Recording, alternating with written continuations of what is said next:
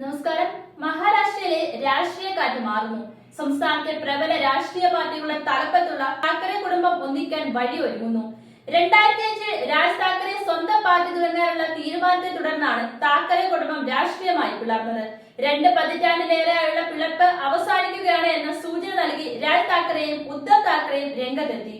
മറാത്തി സ്വത്വത്തിനും സംസ്കാരത്തിനും ഭീഷണിയുണ്ടെന്ന ആരോപണങ്ങൾക്കിടെയാണ് താക്കറെ കുടുംബം ഒന്നാകുന്നതെന്ന സൂചന നൽകുന്നത്. വ്യത്യസ്ത പരിപാടികളിൽ സംസാരിക്കവേ ശിവസേന, മഹാരാഷ്ട്ര നവനിർമ്മാൺ സേന എന്നിവയുടെ തലവരായ 2 നേതാക്കളും മഹാരാഷ്ട്രയുടെ ഭാഷാപരവും സാംസ്കാരികപരമായ താല്പര്യങ്ങൾ രാഷ്ട്രീയ വൈരാഗ്യങ്ങൾക്ക് മുകളിലാണെന്ന് പൊതു സന്ദേശം നൽകി. നടനും ചലച്ചിത്ര നിർമ്മാതാവുമായ മഹേഷ് മഞ്ജരേക്കറുമായുള്ള പോഡ്കാസ്റ്റിൽ പുനഃസമാഗമത്തിന്റെ സാധ്യതയെക്കുറിച്ച് ചോദിച്ചപ്പോൾ തമ്മിലുള്ള അഭിപ്രായ വ്യത്യാസങ്ങൾ മഹാരാഷ്ട്രയുടെ താല്പര്യങ്ങൾക്ക് ഹാനികരമാണെന്ന് രാജ് താക്കറെ പറഞ്ഞു. ഉദ്ധവും ഞാനും തമ്മിലുള്ള തർക്കങ്ങളും വഴക്കുകളും നിസ്സാരമാണ്. മഹാരാഷ്ട്ര അതിനേക്കാൾ എല്ലാം വലുതാണ്. ഒന്നിച്ചു ചേരുക ബുദ്ധിമുട്ടുള്ള കാര്യമല്ല, അത് ഇച്ഛാശക്തിയുടെ കാര്യമാണ്. ഇത് എന്റെ ആഗ്രഹമോ സ്വാർത്ഥതയോ മാത്രമല്ല, നമ്മൾ വലിയ ചിത്രം നോക്കേണ്ടതുണ്ട്.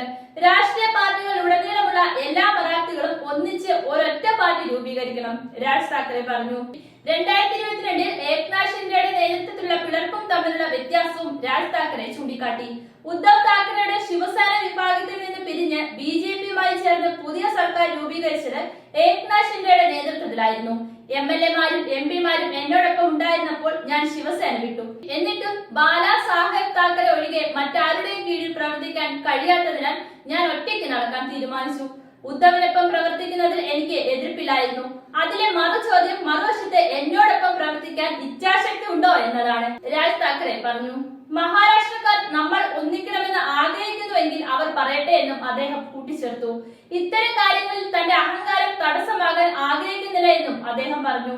അതേസമയം ഭാരതീയ കാങ്കാർ സേന സംഘടിപ്പിച്ച ഒരു സമ്മേളനത്തെ അഭിസംബോധന ചെയ്തുകൊണ്ട് ഉദ്ധവ് താക്കറെയും അനുരഞ്ജനത്തിനുള്ള ഒരു സാധ്യതയും തുറന്നിട്ടു. ചെറിയ തർക്കങ്ങൾ മാറ്റിവെക്കാൻ ഞാൻ തയ്യാറാണ്. മഹാരാഷ്ട്രയുടെ താല്പര്യാർത്ഥം എല്ലാ മറാത്തി ജനങ്ങളോടും ഒന്നിക്കാൻ ഞാൻ അഭ്യർത്ഥിക്കുന്നു. എന്നാൽ ഒരു നിബന്ധനയുണ്ട്. വ്യവസായങ്ങൾ ഗുജറാത്തിലേക്ക് മാറ്റുന്നുവെന്ന് പാർലമെന്റിൽ ചൂണ്ടിക്കാണിച്ചപ്പോൾ അന്ന് നമ്മൾ ഒന്നിച്ചിരുന്നെങ്കിൽ മഹാരാഷ്ട്രയ്ക്ക് വേണ്ടി പ്രവർത്തിക്കുന്ന ഒരു സർക്കാർ രൂപീകരിക്കാമായിരുന്നു. നമുക്ക് മുന്നണി മാറുന്നത് തുടരാൻ കഴിയില്ല. ഒരു ദിവസം അവരെ പിന്തുണയ്ക്കുക, അടുത്ത ദിവസം അവരെ എതിർക്കുക, തുടർന്ന് വീണ്ടും വിട്ടുവീഴ്ച ചെയ്യുക. ഇത് പ്രായോഗികമല്ല, ഉദ്ധവ് താക്കറെ പറഞ്ഞു. മഹാരാഷ്ട്രയുടെ താല്പര്യങ്ങൾക്ക് വിരുദ്ധമായി പ്രവർത്തിക്കുന്ന ആരെയും സ്വാഗതം ചെയ്യുകയോ വീട്ടിലേക്ക് ക്ഷണിക്കുകയോ അവരോടൊപ്പം ഇരിക്കുകയോ ചെയ്യില്ല എന്നും അദ്ദേഹം പറഞ്ഞു. ഇക്കാര്യം ആദ്യം ഇത് വ്യക്തമാക്കട്ടെ, തുടർന്ന് നമുക്ക് മഹാരാഷ്ട്രയ്ക്കായി ഒരുമിച്ച് പ്രവർത്തിക്കാം, അദ്ദേഹം കൂട്ടിച്ചേർത്തു. എല്ലാ മറാത്തി ഇംഗ്ലീഷ് മീഡിയം സ്കൂളുകളിലും 1 മുതൽ 5 വരെ ക്ലാസുകളിൽ ഹിന്ദി നിർബന്ധിത വിഷയമാക്കാനുള്ള മഹാരാഷ്ട്ര സർക്കാരിന്റെ തീരുമാനത്തിനെതിരെ ഇരു നേതാക്കളും എതിർപ്പ് പ്രകടിപ്പിച്ചിരുന്നു. അതിനാൽ തന്നെ ഇരു നേതാക്കളുടെയും പ്രതികരണത്തിന് വലിയ പ്രാധാന്യമാണുള്ളത്. BJP നേതൃത്വത്തിലുള്ള മഹായുതി സർക്കാർ ആരംഭിച്ച ഈ നയം മറാത്തി ഭാഷയെ അപമാനിക്കുന്നതിന് തുല്യമാണ് എന്നാണ് ഇരു പാർട്ടികളുടെയും അഭിപ്രായം. ഇത് മറാത്തിയുടെ സാംസ്കാരിക നിലയെ ദുർബലപ്പെടുത്തുന്നുവെന്നും ഇരു നേതാക്കളും കൂട്ടിച്ചേർത്തു. BJP സർക്കാർ മറാത്തിക്ക് ക്ലാസിക്കൽ ഭാഷാ പദവി നൽകിയ സമയത്തുള്ള ഈ നടപടി വിരോധാഭാസമാണ് എന്നാണ് ഉയരുന്ന ആരോപണം. ഹിന്ദി നിർബന്ധമാക്കാൻ പോവുകയാണെങ്കിൽ ഗഡ്കോപ്പറിൽ മറാത്തി നിർബന്ധമാക്കണമെന്ന് ഞാൻ ഫട്നാവിസിനോട് പറയാൻ ആഗ്രഹിക്കുന്നു.